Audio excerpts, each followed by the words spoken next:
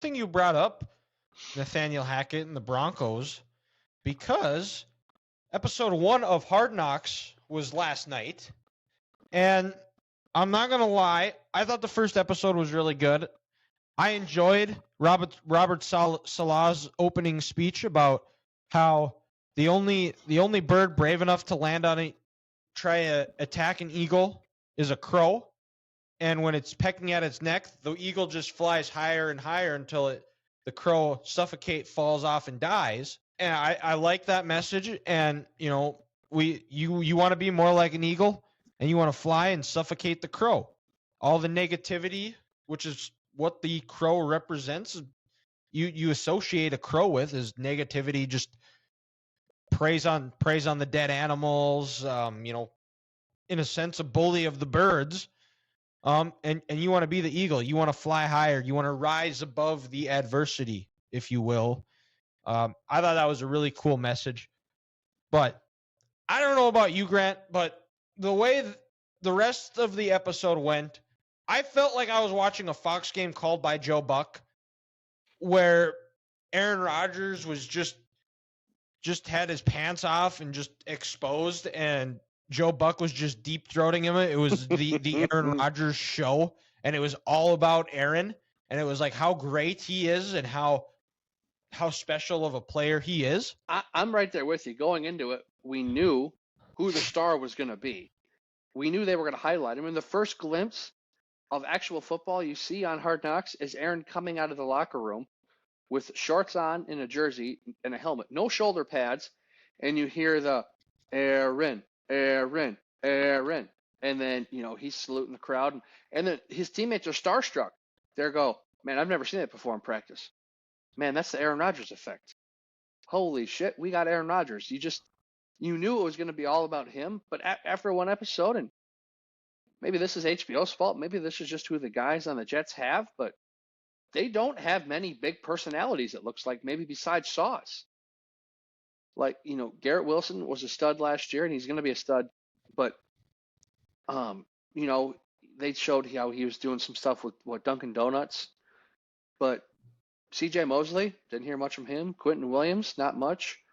Breece Hall. Talked about going to Broadway play, taking the lineman with him to Broadway. Yeah, Solomon Thomas was taking guys to Broadway plays, and since he doesn't even have 10 sacks in his NFL career, since he was drafted at second overall, he should probably focus more on football because, like Garrett Wilson said, the main thing is the main thing, being football.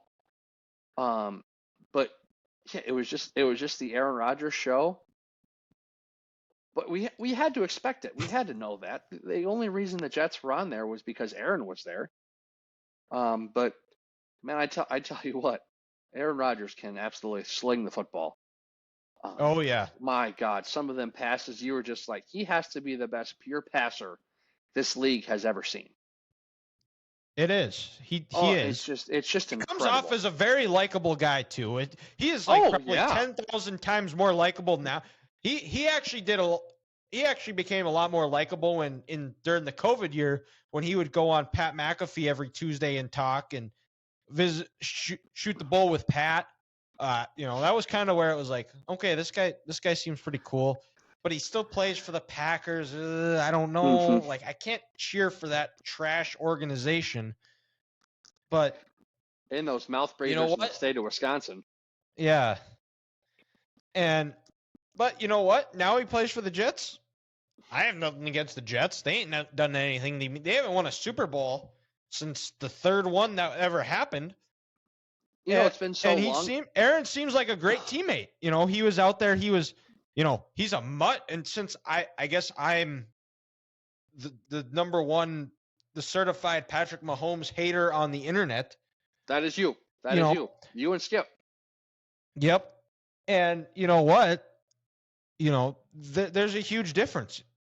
In quarterback, you never saw Pat Mahomes going and talking with the quarterbacks or with personnel, equipment personnel, wishing guys happy birthday, greeting everybody, talking to them, you never saw that out of Pat Mahomes. But Aaron Rodgers, he was wishing guys happy birthday. He was defending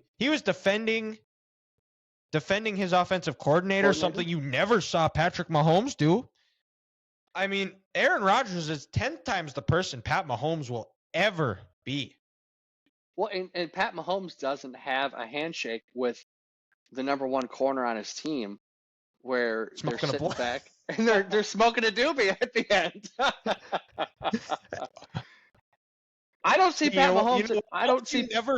You never saw Aaron Rodgers ever sighed and complain when somebody in his family wanted to take a picture with him. Exactly. And, you know, and Aaron even publicly said, he goes, you know what? People view this as a distraction because they think the cameras are on, and you know, it's not going to be a distraction for me because people over these last couple of years know what I like to do off the field.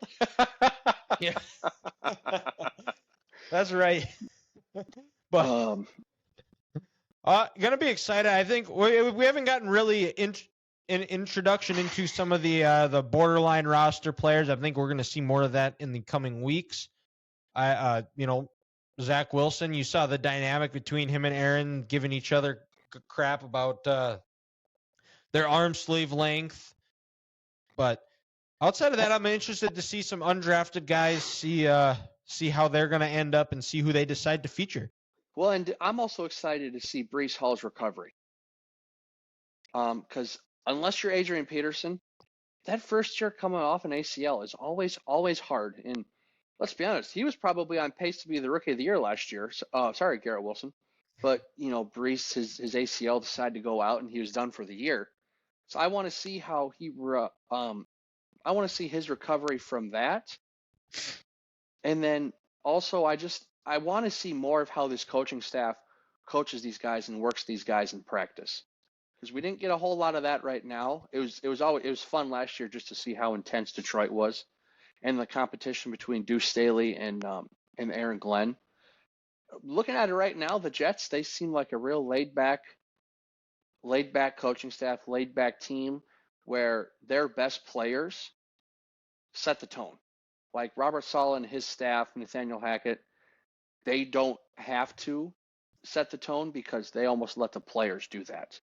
So it'll be interesting to see, you know, as we get closer to the season, if they show more of that or if it's just going to be kind of, you know, the Aaron Rodgers show and maybe some other players on this team, because every year there's a star of Hard Knocks. Some year, like Rex Ryan and Dan Campbell, it's the coach. And then some years, like when it was in Cincinnati with, with Ocho Cinco, it's all about the player. Stay tuned, folks.